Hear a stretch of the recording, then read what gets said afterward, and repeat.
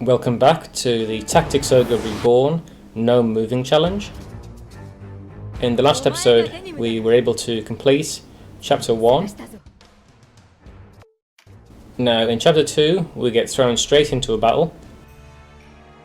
This time our enemy is Aracel, an archer who will eventually join us later on.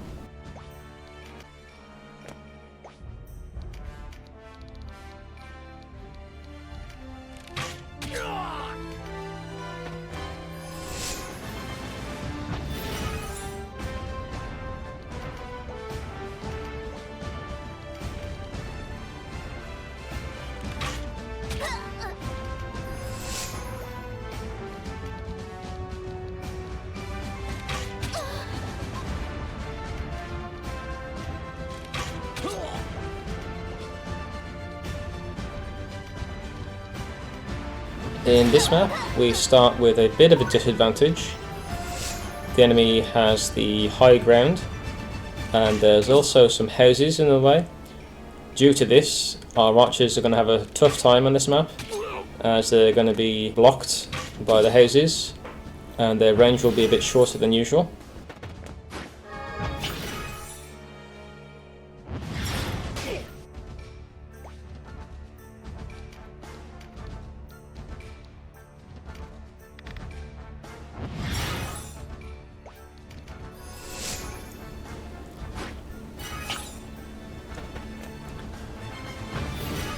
Voltaire and Denim are able to hold the choke point, and our Undead Valkyrie can also block off the enemy from the right side as well. We don't have to worry about getting surrounded too much on this map due to the starting position, but the enemy has scary archers, especially Aracel. At this point in the game, bosses will have access to finishing moves.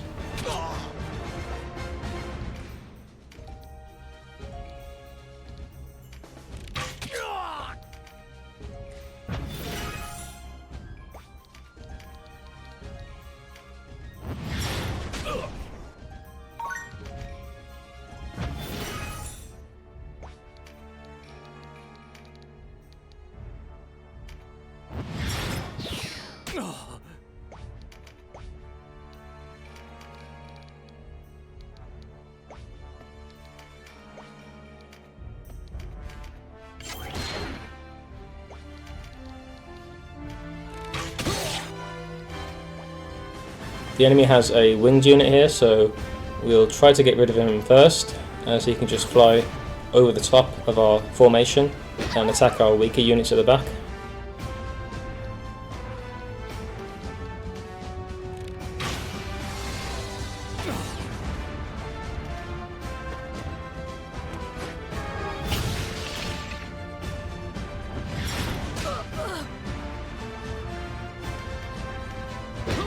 For whatever reason, Kachua has just decided to run straight into the clutches of the enemy army.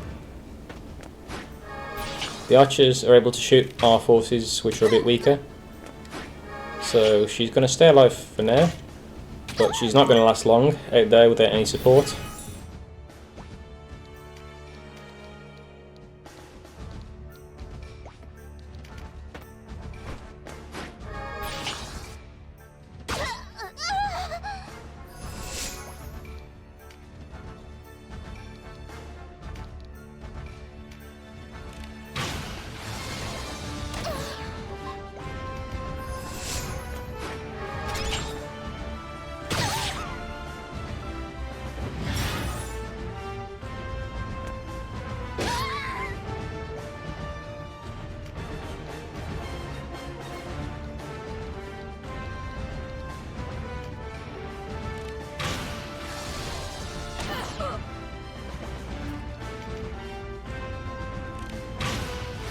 Aracel shows off the finisher, and it deals a hell of a lot of damage. We're not quite in the territory where bosses are going to be instantly killing our units, thankfully, although we will be seeing that later on. A lot of the difficulty comes from the type of boss you're fighting I find.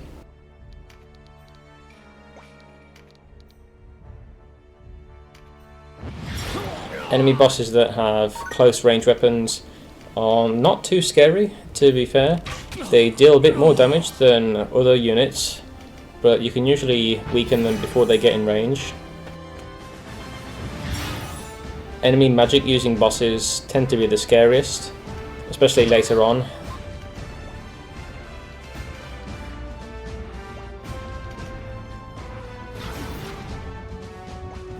They're usually equipped with cards that boost their magic damage, as well as MP regeneration.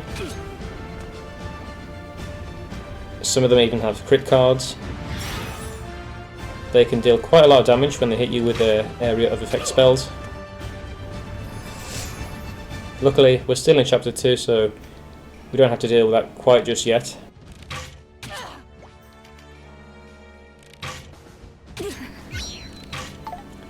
The game will give you plenty of options to train your units by then, and while we're working with mostly generic units, we are going to be recruiting quite a few unique characters in this chapter. With their help, you should be in a decent position to take on the scarier bosses of this game.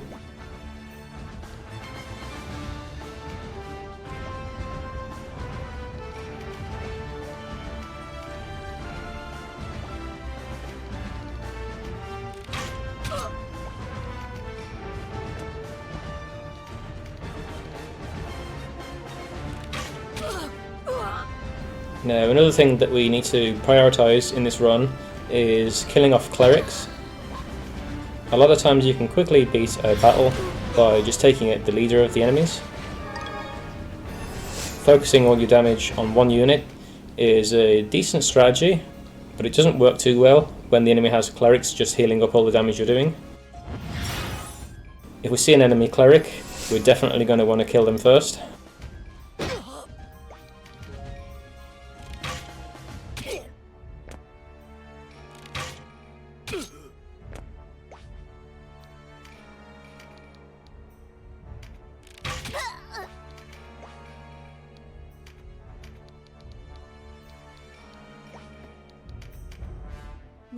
Here Aracel talks about her brother whose legs weren't working, who was killed at Valmamusa. Little does she know that our units have broken legs as well. I guess she's not aware of the situation our units are in. She wouldn't be bringing up such a touchy subject with them.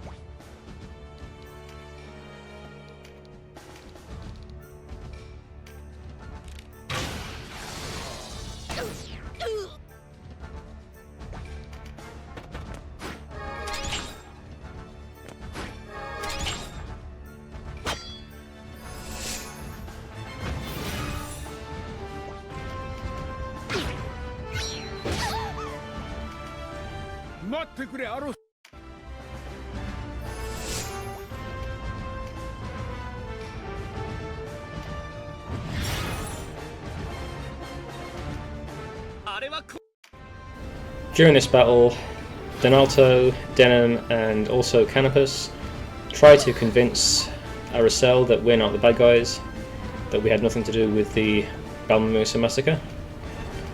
At this point she's not interested in listening to us, but eventually she'll join us.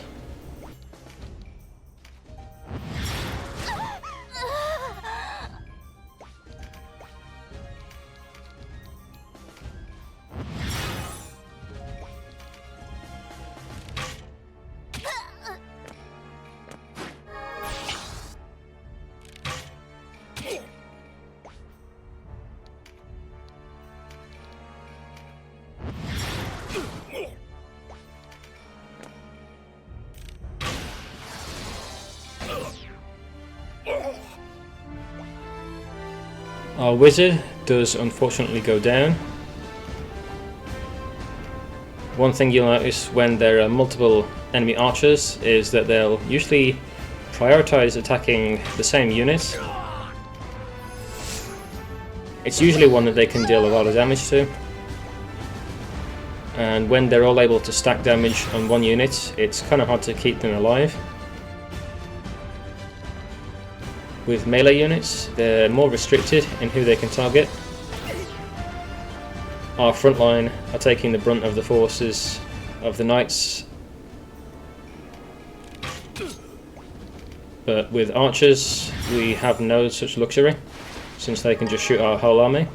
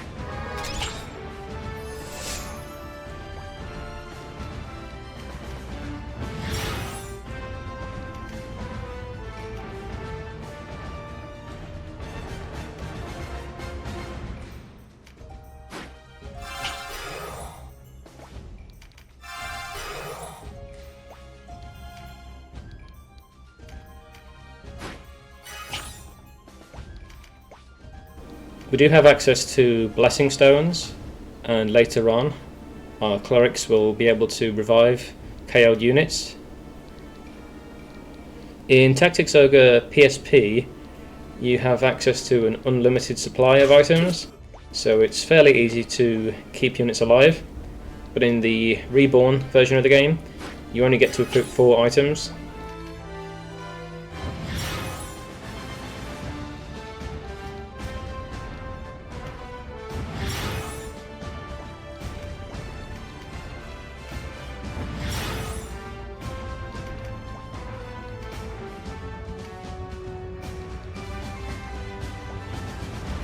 It is possible to just keep units in a loop where they get revived and then knocked down, just so that they don't die, but due to the restriction of having only 4 items on each unit, you're eventually going to run out of revived items.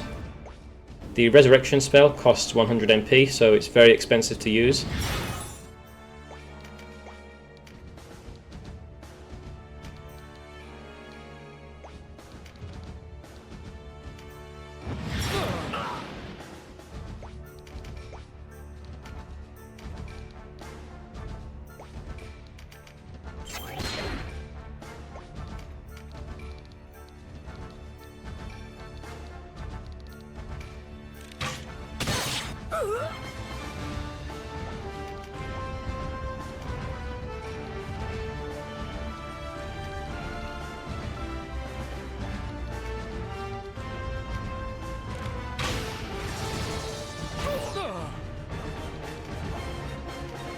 Thankfully, we're able to deal with most of the enemy's archers.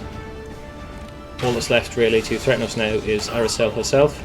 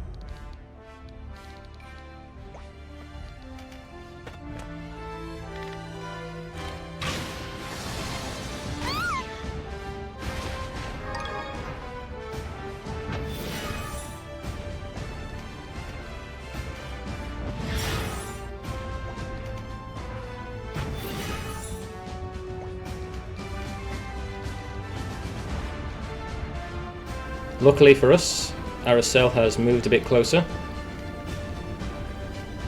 Our archers are now in range to start attacking her. Once we have access to our finishers, we should be able to end the map.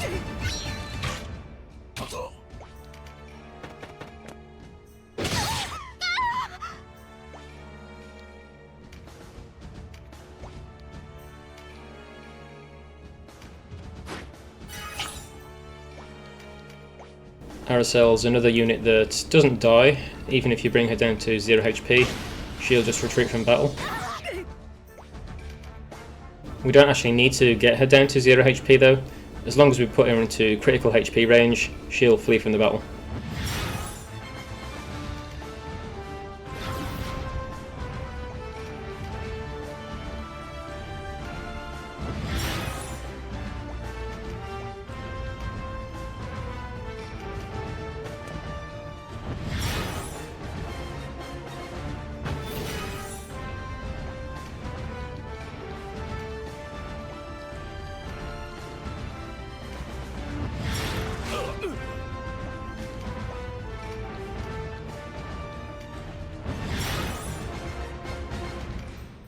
Leonard.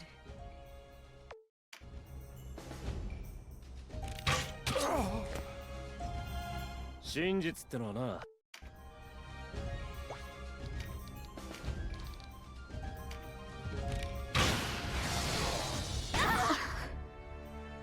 ここまでか。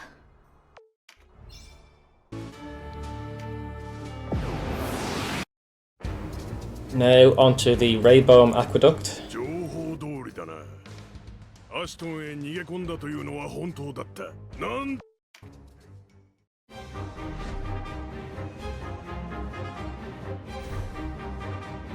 The boss this time is a recurring character called Zapam. On the Chaos route, he's an enemy, but you can actually recruit him on the Law route.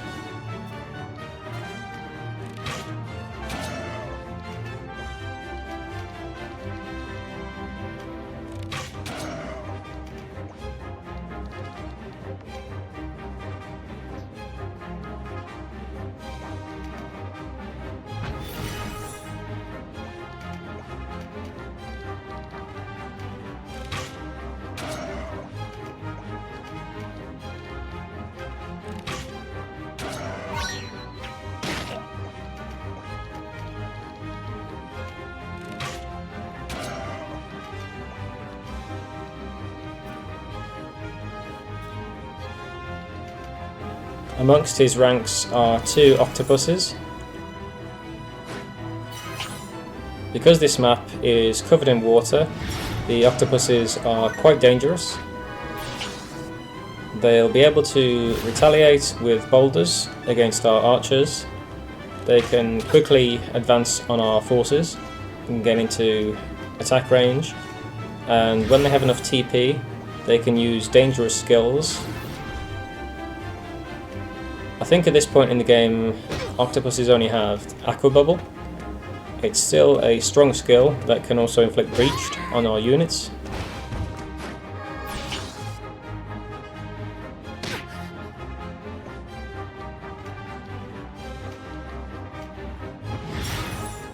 Later on in the game, octopuses will get access to the Poison Rain skill. That skill has a big range, deals decent damage, and also inflicts poison.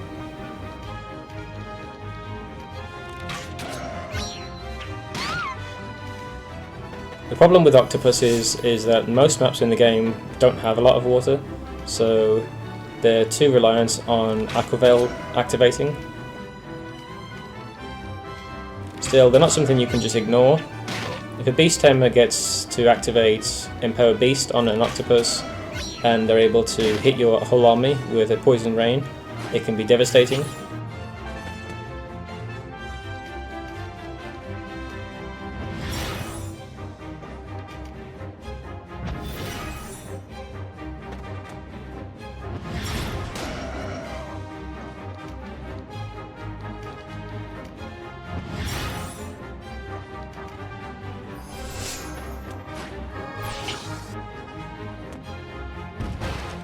The rest of Zapan's forces on this map aren't actually that scary. See, because of the way the map is laid out, there's water surrounding our army. With the exception of the octopuses, Zapan's forces can't actually enter the water.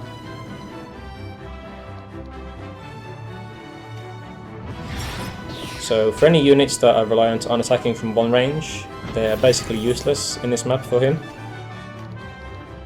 As soon as you get rid of the octopuses and any units that have magic or bows, the fight's basically won.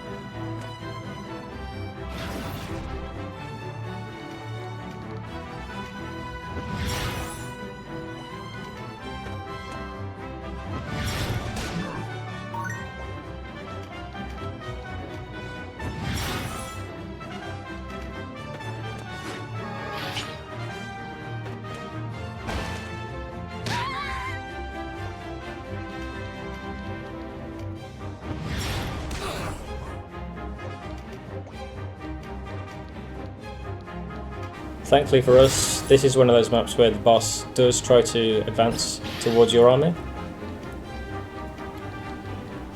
I think even if Zapan were to stay back on this map, it would still be possible to beat it, as Quechua seems to be fairly aggressive on this map. She's gone quite a bit ahead of our army and is actively using Spirit Surge to attack enemies.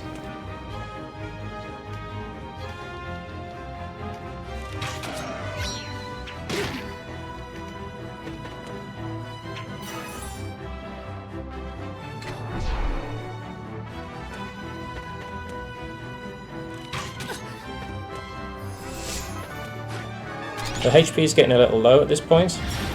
She's the only unit the ranged attackers have access to hit. We'll definitely need to heal her up before she retreats.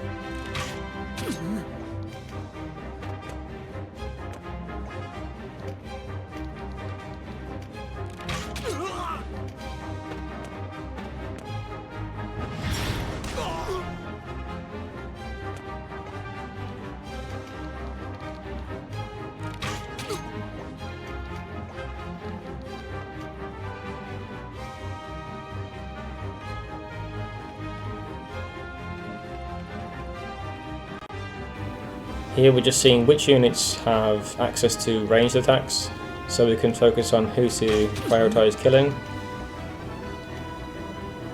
We'll definitely get rid of the archers and then the mages.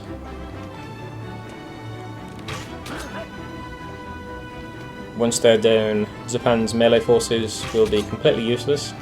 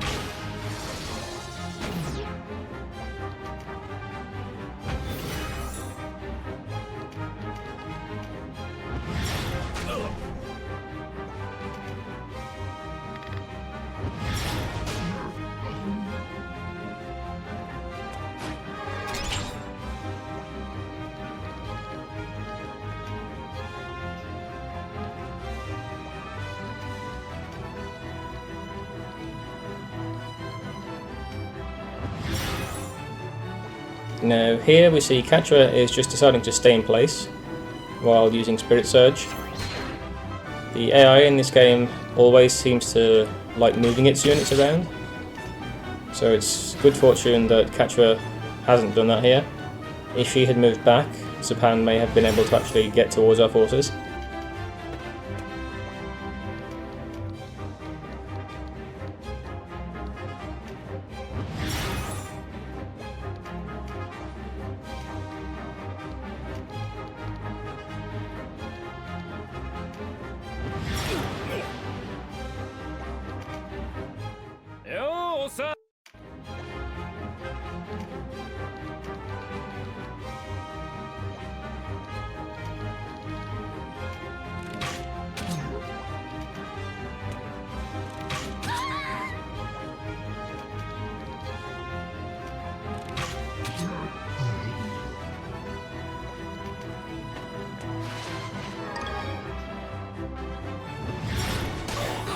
Now at this point, Japan and the other scary units have got themselves into a position where they'll never be able to attack us. I think their AI is trying to get as close to our units as possible. There are a few paths to get towards our units, but I'm not sure if the AI can pathfind and see how they can get over there. If they were to go down and then around, they'd be able to bypass Katra and get to the back line of our army. But thankfully for us, that's not a concern.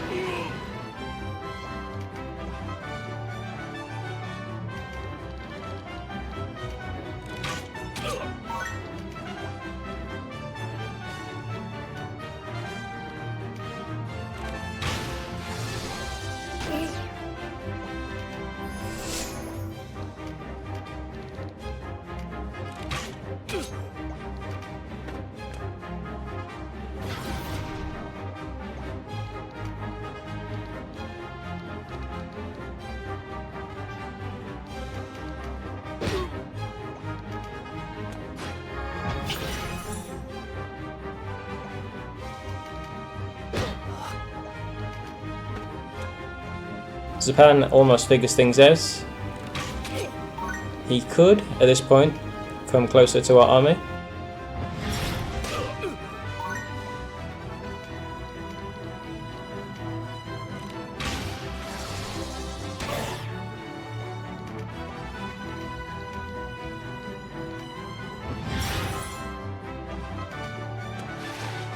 Even had he figured things out, it would be a bit too late, as the rest of his army is dead. We'll get rid of him soon as well.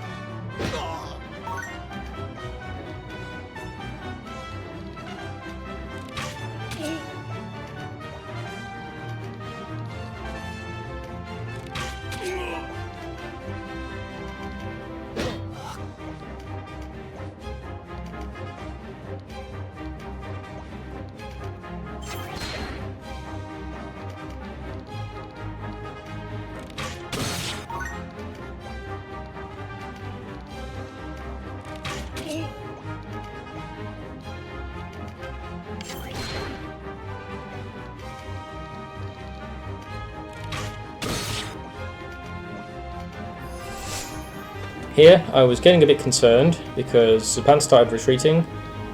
I was thinking the worst was going to happen, and maybe Zapan would go back and stay back. Thankfully for us though, Kachua gets her turn, and she gets rid of Zapan. Zapan doesn't die in this battle, he retreats, but we'll see more of him towards the end of the chapter.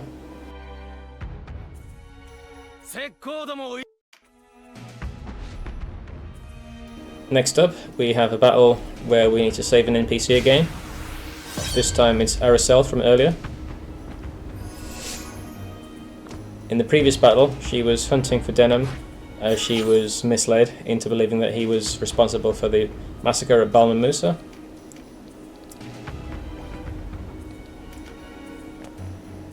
She's a member of the Wallista army, but Duke Runway misled her. The rest of her forces are dead, and she's trapped by the Galgastani, who are now trying to kill her, so Denim's army moves in to try and save her.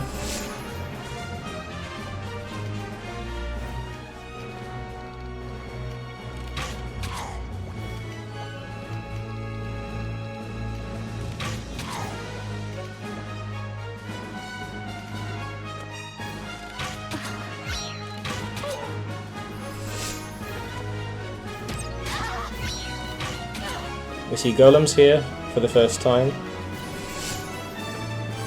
They can be a bit tricky to kill, especially with our composition of units. They're fairly bulky and they don't take a lot of damage from physical attacks. Our archers are going to be dealing chip damage at best. Magic is fairly effective against golems, especially status magic. I find the best way to deal with them is just to inflict charm on them and let them attack their own units.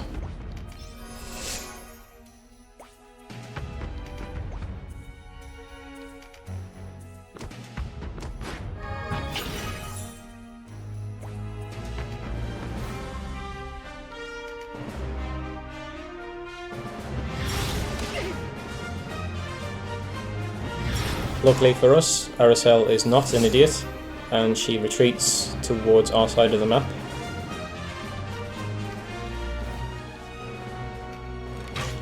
We have Denim positioned at the front of our army, and we'll be pushing him up so that he can heal Aracel if she gets closer. Providing she doesn't act like an idiot, it's not too hard to save her on this map, but depending on which units she prioritizes targeting, she may get too close to the enemy's main forces and overwhelmed.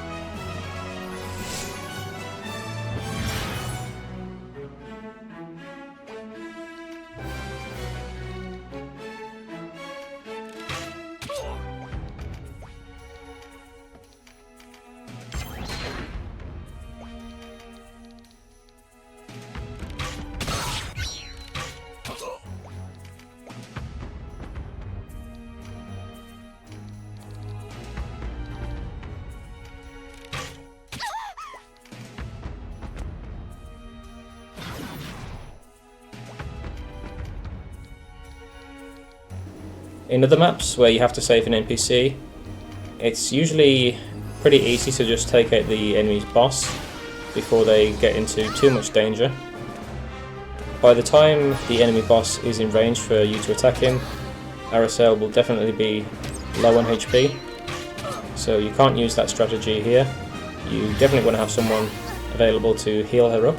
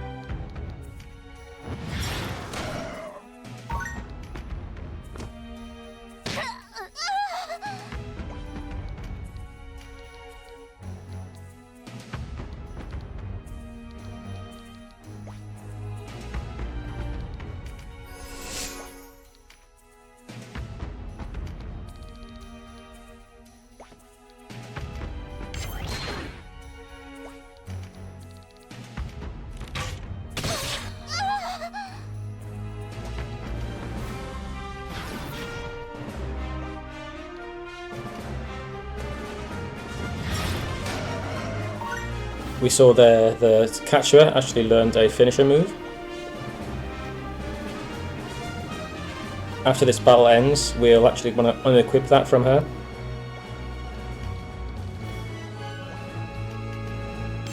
The cudgel skill is only really there to slightly boost the amount of damage you deal with spells. Using physical attacks like finishers with the cudgels usually leads to very poor results. So we don't want Catcher wasting 50 MP with a finisher,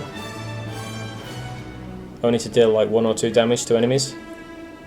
She's much more useful healing our own units, and when we don't need heals, using Spirit Surge.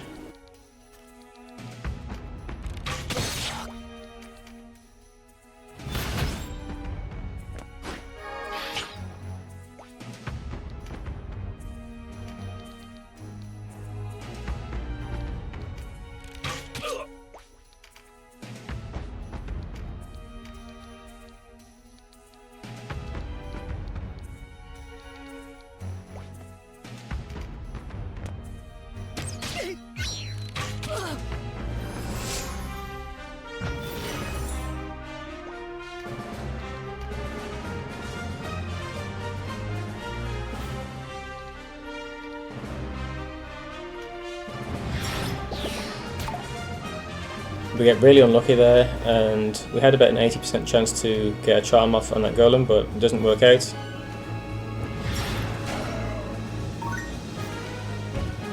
Golems aren't too scary, at least at this point in the game. Later on, they get access to big AoE attacks, like Raven Eye.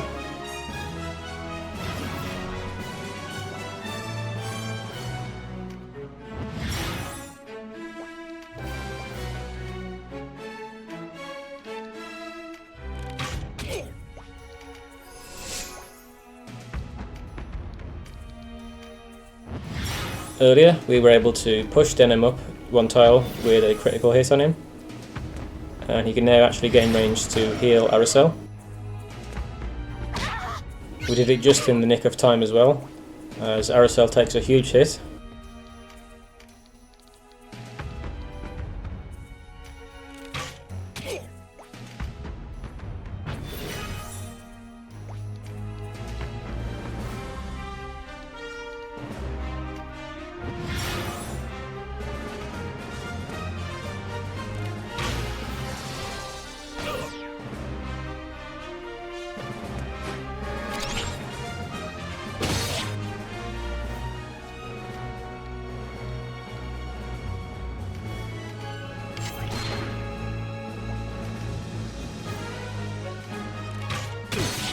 With the Berserker down, there's not too much left to actually threaten Aracel.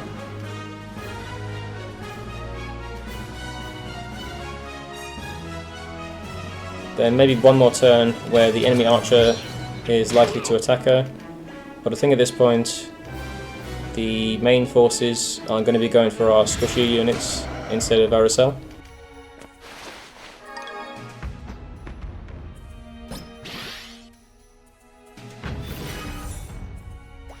On maps where you have guests and NPCs that you have to save that will later become guests, you really want the enemy to attack your own units instead of the guests. If one of your units goes down, they start a timer before they die. They're only classed as being incapacitated, so you can still save them before they die. But with units that would later become guests, they'll actually fully die if their HP drops down to 0. In Chapter 1, all of the guests that you have, so that's Vice, Katua, Leonar and Ravnus, they will retreat from battle. In Chapter 2, Katua is still able to retreat from battle, but the other characters you get as guests will fully die if they are reduced to 0 HP in battle. So even after you've got them recruited as guests, you still have to be a bit careful with them.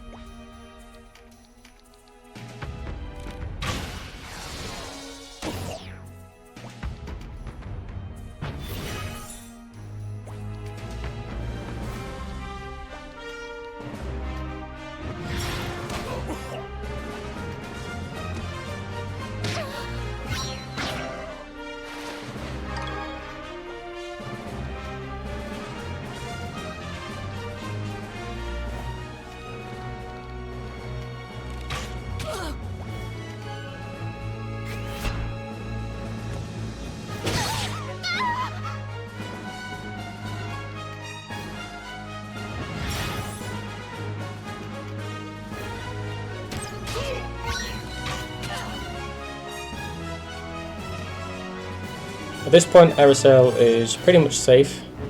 She's retreated back, so none of the enemies, save for the archer, are able to shoot her. The archer is in range to attack units like our wizard, so she'll prioritise attacking our units instead of Aracel. We do have the enemy's boss still alive to deal with, and he has access to a spear finisher, which is going to deal quite significant damage to us, so the threat's not over just yet.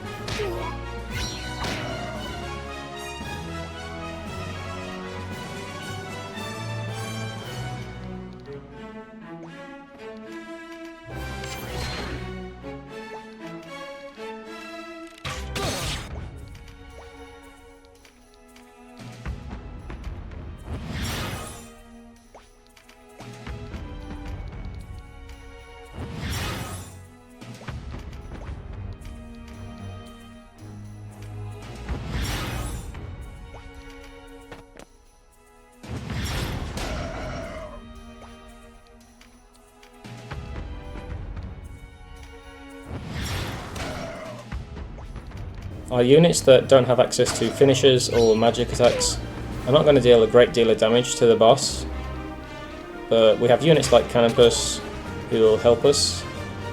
He'll be relevant for quite some time, as he'll be able to get through enemies' defences.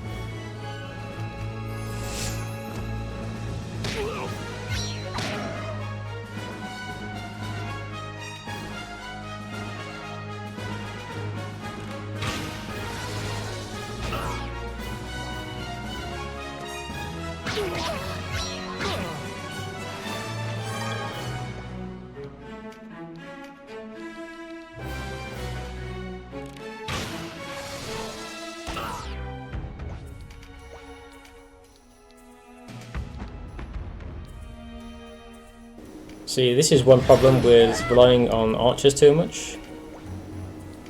Once the enemy's in range to get up in their faces, they actually can't attack. Longbows in particular have a very large minimum range where enemies can sneak into and you can't attack them.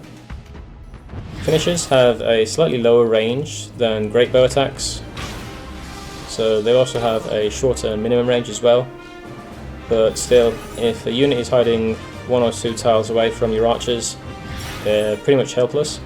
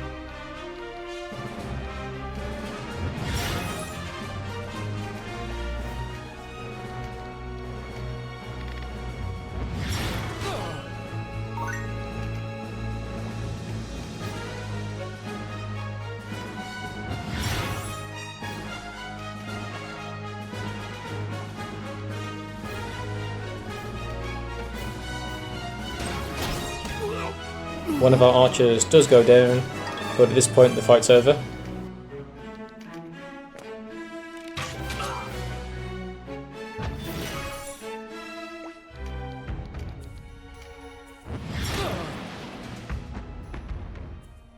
And after this map, Aracel joins you as a guest. In this next map, we actually changed Denham's class to Beast Tamer.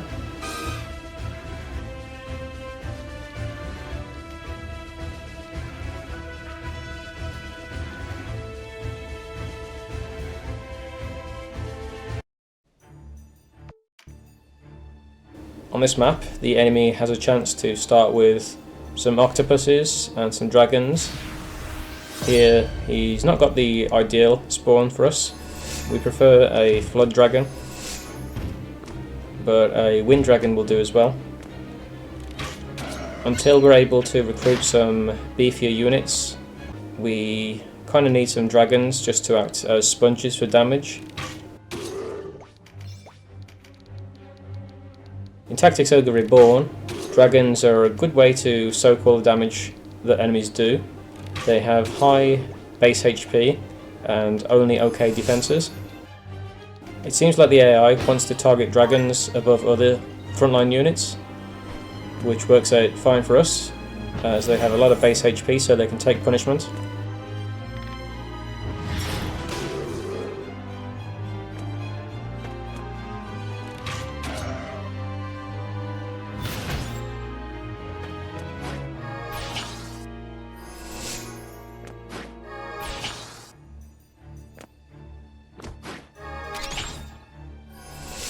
Later in the game, when you start using healing salves instead of relying on leaves, dragons will also be very useful as well, as salves heal based on a percentage of your max HP.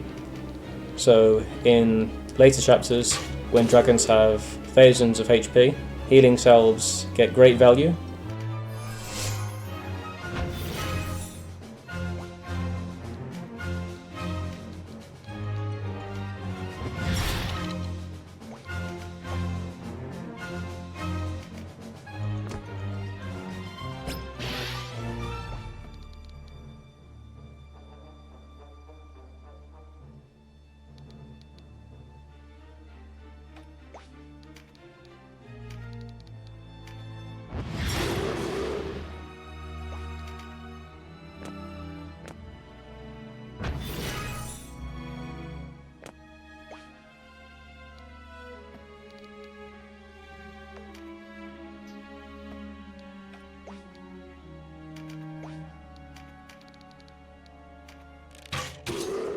Earlier I mentioned that the ideal spawn for this map would be a flood dragon. We're not going to be able to really use their ability to walk on water. The main feature that we're interested in with flood dragons is their breath attack. I think light and dark dragons have slightly better stats, but the other 6 elements are mostly the same. Their breath attacks have different status effects, however, and the most useful one is definitely the Flood Dragon's breath attack, as it inflicts breached. You do get the option to change a dragon's element if you want to, at the cost of using an elemental charm. Elemental charms are somewhat restricted. You can't buy them anywhere in shops, and they are given as rewards for bonus objectives in story missions. You can farm them infinitely in side content like in Farampo Wildwoods, but I don't think they're actually guaranteed to drop, and it's fairly slow to obtain them. So if you can get a Flood Dragon in this map, it's the best outcome. So when recruiting a dragon, if you want one of a certain element, it's best to actually get that element instead of recruiting another element and then changing them over to the one you desire.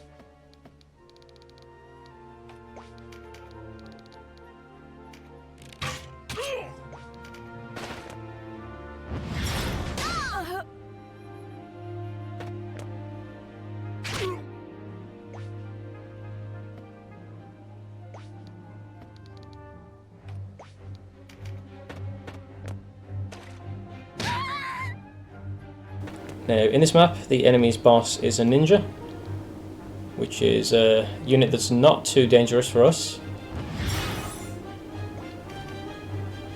The defences are on the weaker side, so we are able to do some solid damage to them. Our forces are getting a bit overwhelmed at this point, so my plan here is to recruit this dragon and then kill the boss as fast as possible to end the map.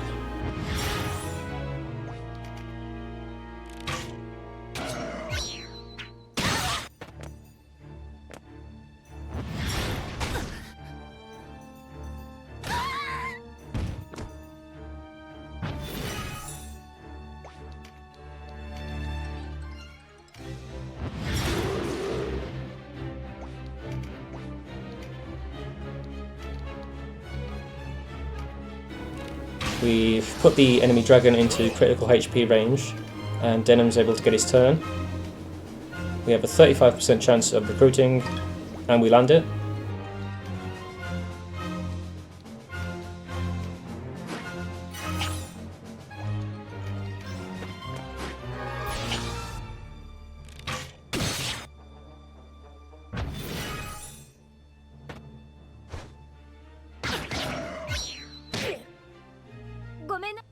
One thing that you should note if you're trying to do similar strategies where you're just rushing down the boss is that you need to kind of manipulate turn order.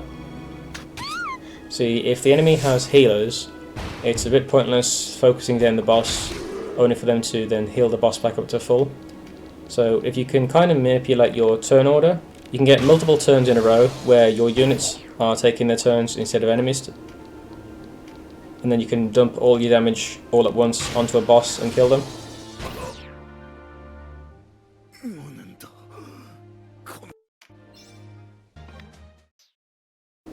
After the battle, we add the Cloud Dragon to our army. We don't need a Beast Tamer anymore, so we change Denham back to a Knight.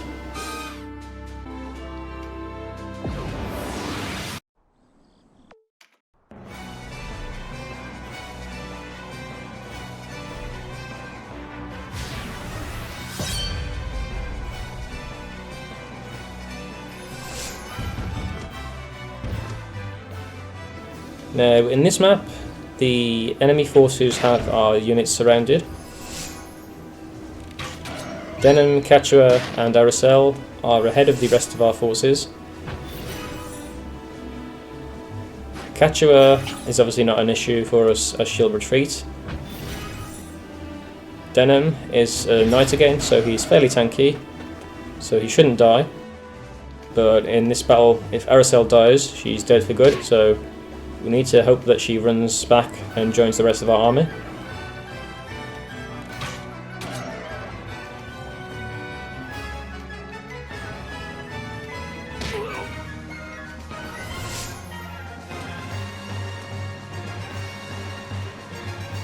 At the end of the previous map, we were given access to the crafting menu at shops. We've crafted a few longbows +1. The extra stats on the new crafted bows should let us deal a bit more damage to enemies.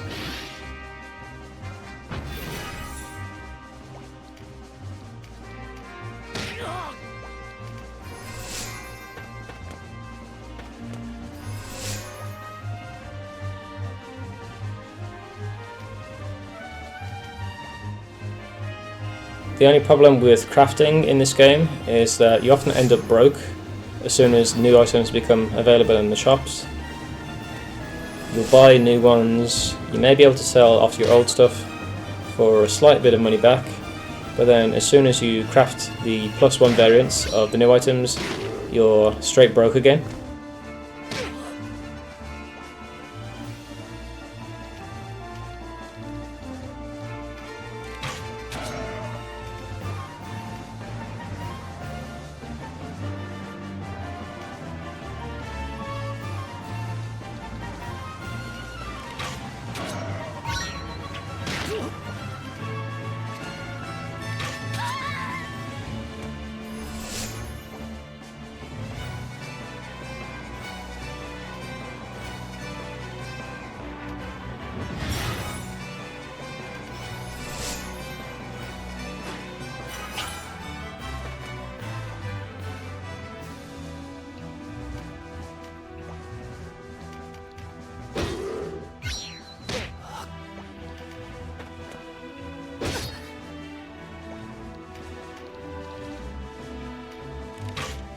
The enemy Cyclops is dead. He's not too big of a threat in this map, but he does have access to magic and physical attacks, so it's fairly hard to resist attacks from both physical and magic. So he's always going to be able to deal some decent damage to your units. Cyclops is in a very good position at the start of the map. He should just take him out quickly though, so he's not that scary.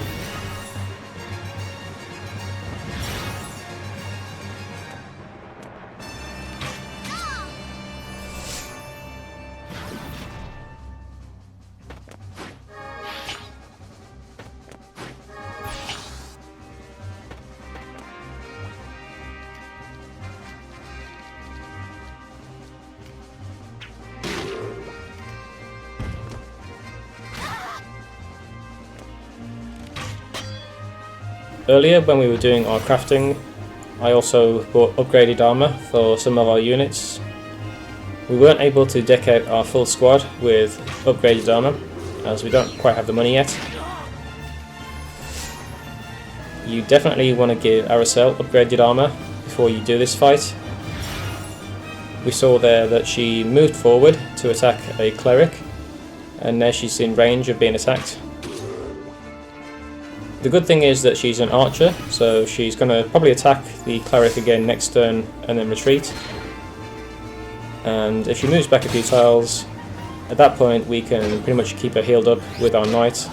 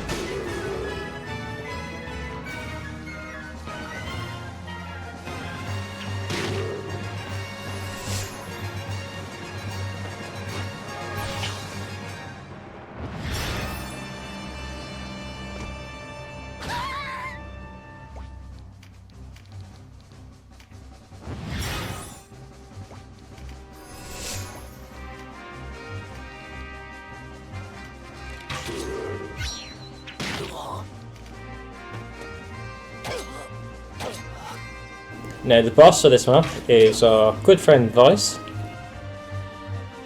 On the Chaos route you can't recruit him, and he gets his own unique class, the Assassin class. The Assassin class is not very interesting, if I'm going to be honest.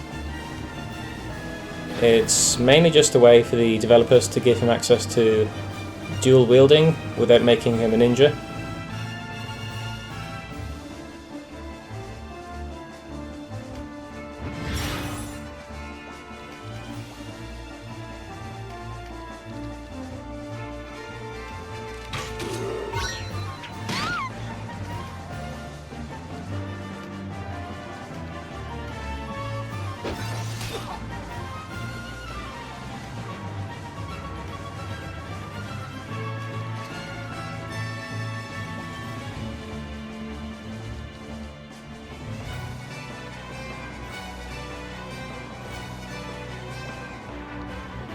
Because Denham's a knight, he's going to be taking barely any damage from most attacks, especially when Vice is only using daggers. Even with Vice's higher stats and the ability to attack twice, he still can't really threaten Denham too much.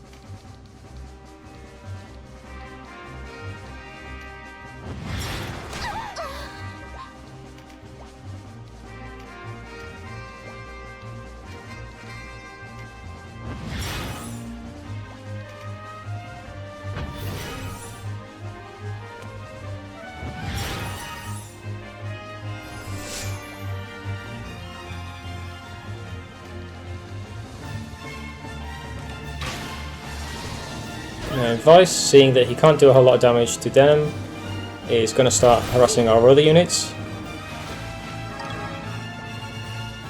He's got the ice element in this run. I'm pretty sure that Katsura and Vice don't have a set element in this game. It seems to be somewhat random as soon as you start a new run. This is not great for Canopus as he's being countered, as Canopus is wind element and Vice is ice. So our main damage dealer is not looking too hot against the enemy boss.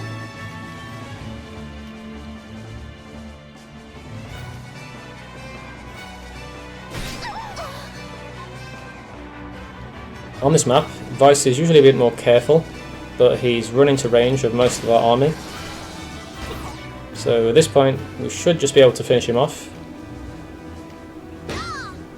As Denim has gotten rid of the Cleric, the enemy Beast Tamer should be out of Mending Leaves, and the rest of our units have enough MP to start spamming finishers.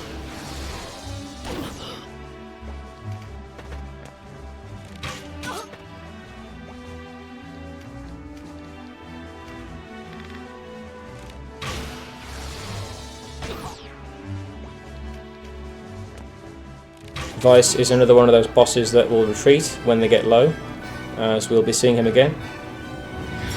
So even if you think you lack the damage to finish him off altogether, it's still probably a good idea to just focus him down, because as soon as he gets to about 10 to 20% HP, he should leave the battle.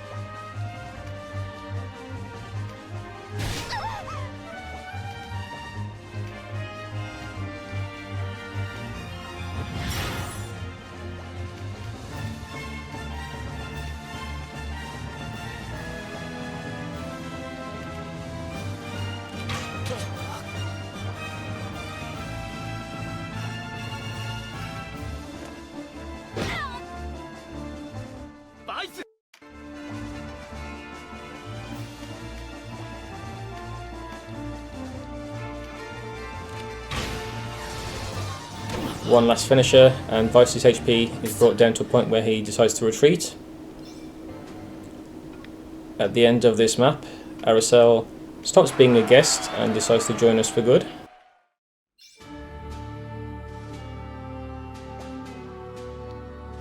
And once you reach this point in the chapter, you gain access to Farampa Wildwoods. You just need to go into the Warren report and read the message about it for it to be unlocked.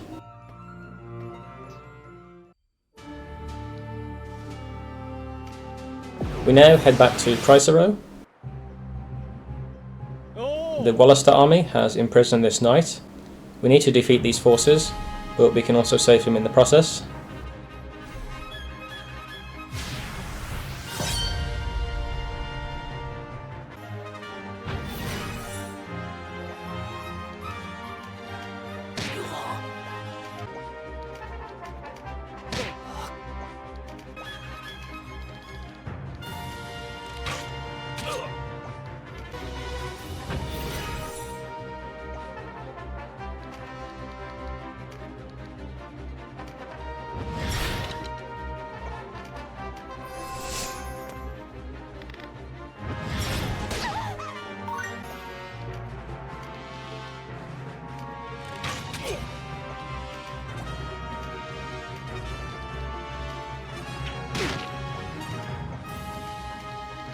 The first time we visited this town, we had a bit of difficulty beating the boss.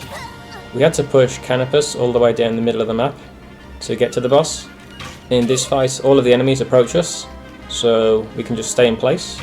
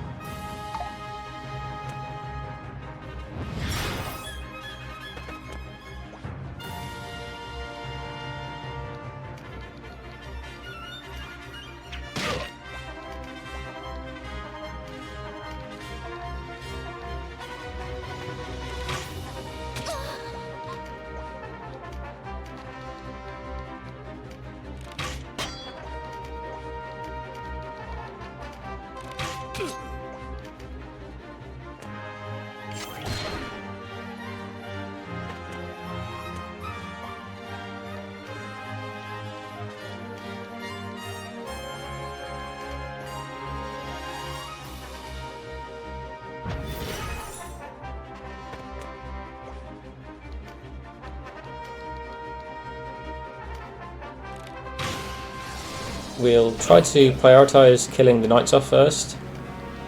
Not only are they quite resistant to damage, but they also have access to the heal 2 spell at this point. The enemy berserkers will deal more damage to our frontliners, but Denim, Voltaire and our dragon are fairly resistant to damage. We'd rather kill off units that can heal, as that will prolong the fight.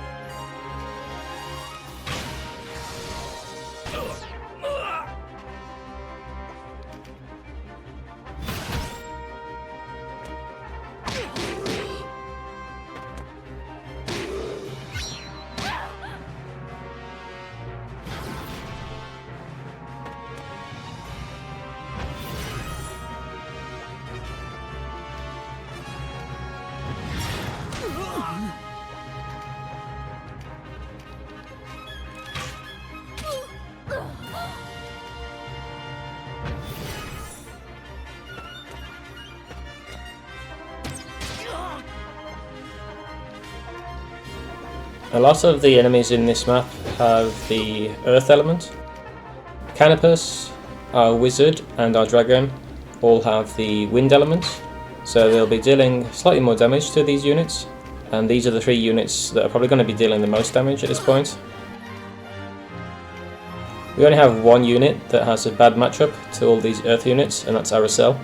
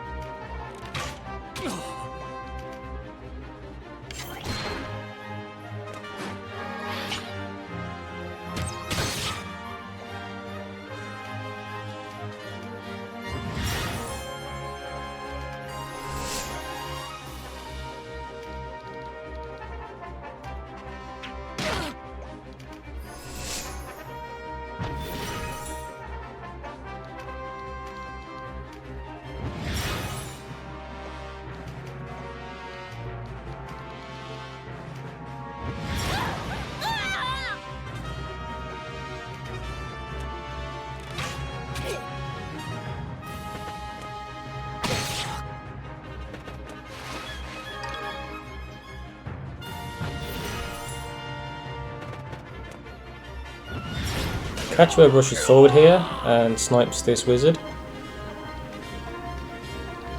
I'm not too sure how the guest AI works in this game.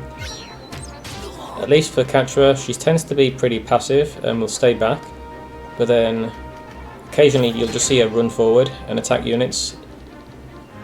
Even if she doesn't activate Meditate to get MP, she'll still run forward and smack them with a cudgel.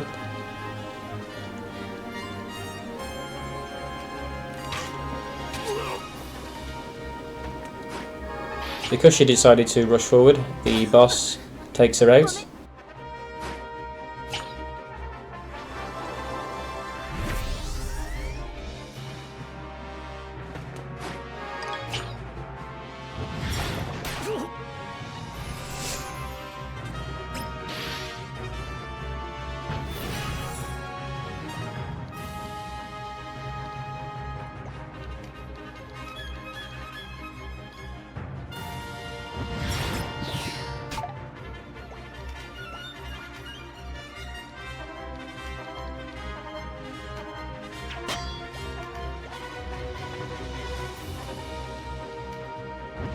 There's not much more to say about this battle. We've already cleared out the bulk of the enemy's forces.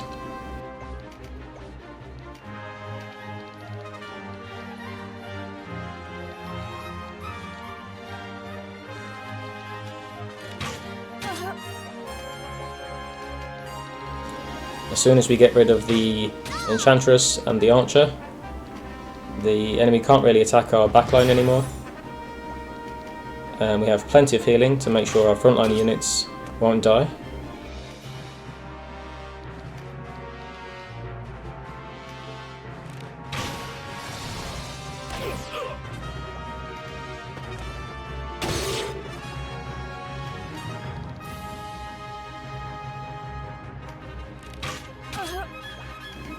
I do apologise for any Steam notifications that appear.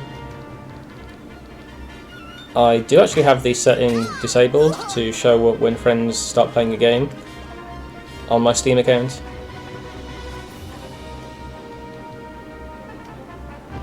First, I was really confused as to why it was appearing, but I was actually playing this on a Steam Deck, and it turns out, even if you change the setting on your Steam account to not show friend notifications, you then have to go into settings again on a Steam Deck to check this same setting.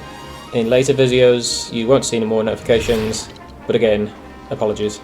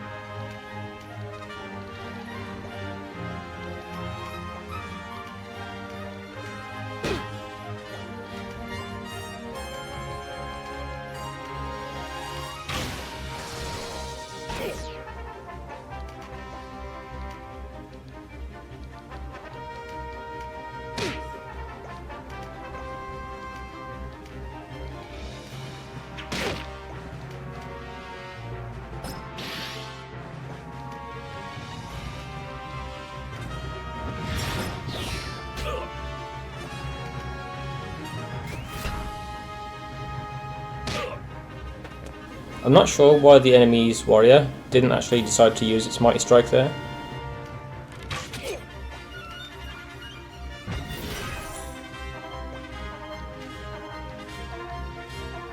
Only activates if you use your weapon. If you punch or use a shield bash, the effect isn't consumed. I'm sure he would have dealt a lot more damage if he'd actually attacked with his weapon, so I'm not too sure what happened there. He was charmed, so he should have attacked the knight.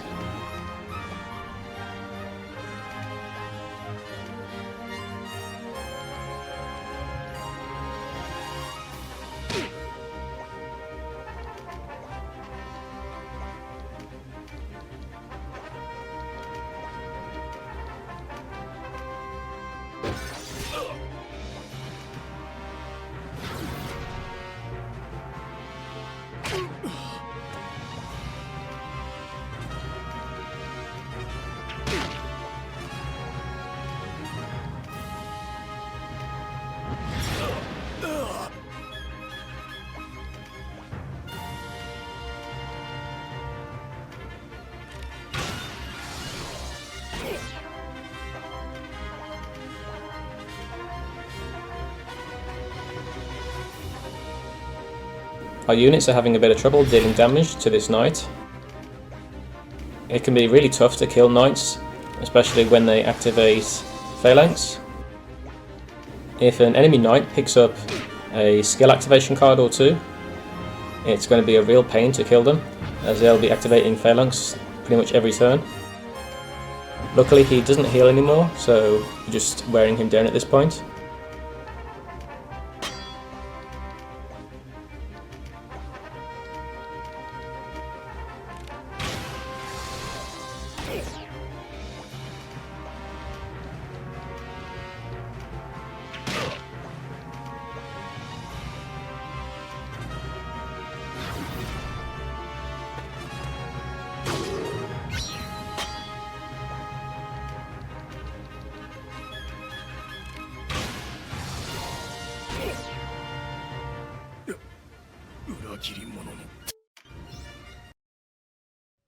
After the battle, we meet up with a mystery knight.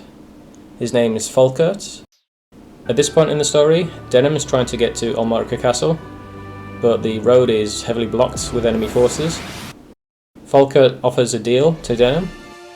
Falkert has access to a boat that will let Denham's army move around more easily. Falkert needs our help to save some of his friends, and in return, he'll let us use his boat. However, before we go and help his friends, we take a short trip into Farampa Wildwoods. We'll quickly skip through this first combat, as there's nothing too interesting happening here.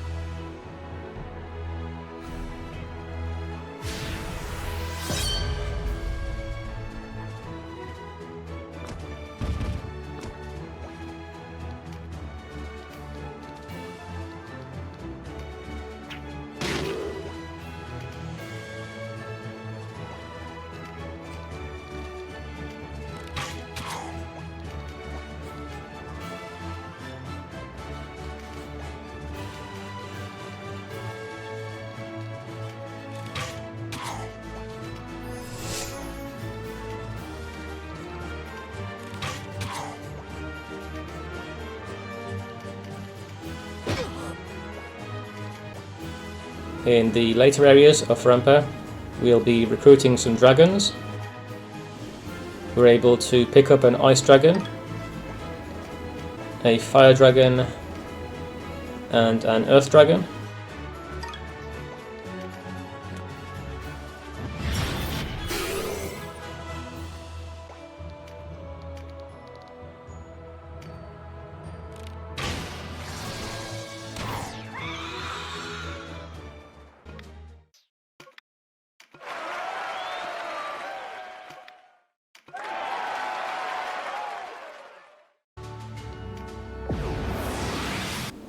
We then do one final map in Rampa. Here you can recruit zombie octopuses.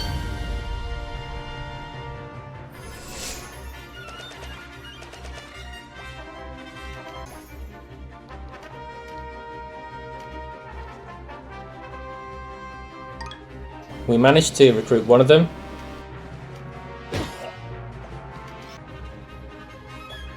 I did try to recruit the second octopus, but after 3 or 4 attempts we weren't able to get him, so we just end the map here.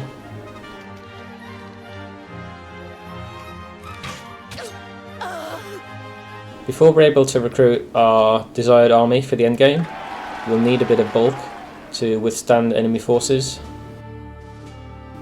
Monster units have a lot more health than human units, so we'll kind of use these dragons and the octopus as damage sponges for now.